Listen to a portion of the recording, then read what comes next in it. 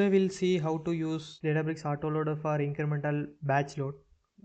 With the input source is actually the delta table, it have a file skipping feature. So like you can create a metadata table on one column and have the timestamp. Then based on the timestamp you can filter what is the latest data. You can update that timestamp once the data is processed. So based on that you can filter out that data.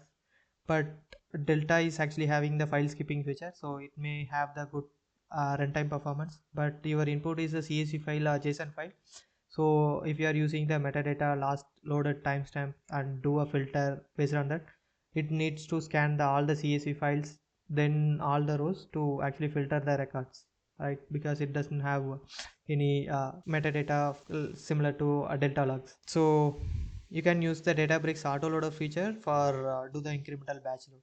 Okay, so I'm using a Databricks Community Edition. In the catalog I just created a one volume called the stream data and created a 3 empty folders. One is checkpoint and input result, all are empty folders for now. And for autoloader it should use stream APIs. So for stream APIs it's better to have the schema defined earlier. So I defined the schema. So based on my data, so this I just created some dummy data with two columns, column A and column B.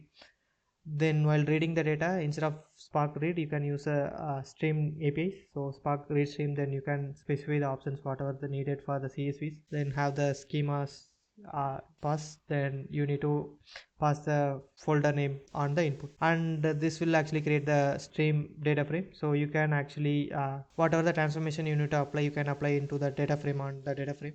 Now while doing the write, you can use the write stream, and the trigger, in the trigger option you need to mention available now equal to true. So it will make sure like actually once one set of batch is processed, then it will stop the stream process. Then you need to specify the checkpoint location. This checkpoint location contains the metadata of what files are already processed. So Databricks Auto Loader will make sure the file is processed once, only once. Okay, then I'm using a format. I'm writing the data into a delta format and passing where need to write the data. So by default it will use append mode, and like while using a write stream you can have a two modes, like one with append mode, one is override mode. So if you are need to do a upset logics or merge logic, there is an option called for each loop, and you can define whatever merge logic you need to define. This will consider as instead of a stream, it actually directly have that normal data frame, so you can add whatever the operation you want to add. So let me know in the comments if you need a demo on merge logic as well, so we can create one more video on that. I'll just run. I didn't upload any files into the input folder, so it's just empty. So I'll just run this autoloader.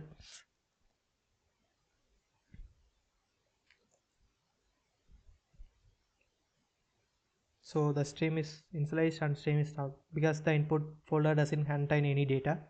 So while I trying to read that path, so it will say it's empty folder, right? There is no transaction log present. So now I'm going to upload one file.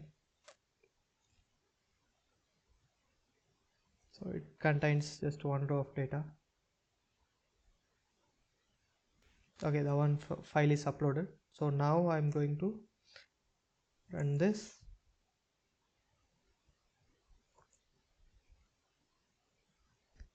So stream is initializing.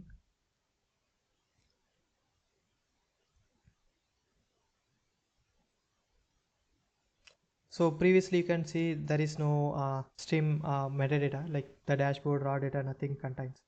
Now we are actually getting the dashboard and the raw data. So here you can see that number of input rows is 1. So one data is actually processed. Now if I try to read the output path, so I'll get the data now. So you can see like actually we get that data of one row, and this is working in append mode. Maybe I didn't upload any new files.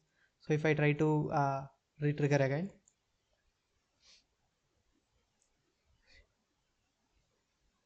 so you can see there is no information about the process of the data. It's simply stop the data because there is no new data.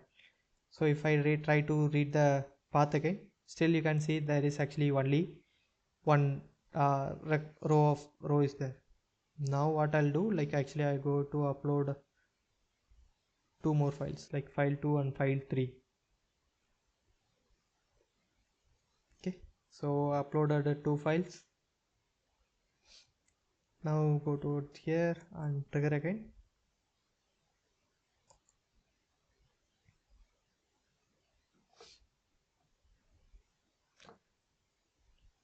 So now it actually contains the metadata. So now here you can see number of input rows is 2. Basically I uploaded 2 files, so each file contains 1 record each. So total 2 records is there. So 2 records are processed in this batch. So now I try to read the data. So now I get the 3 rows of records.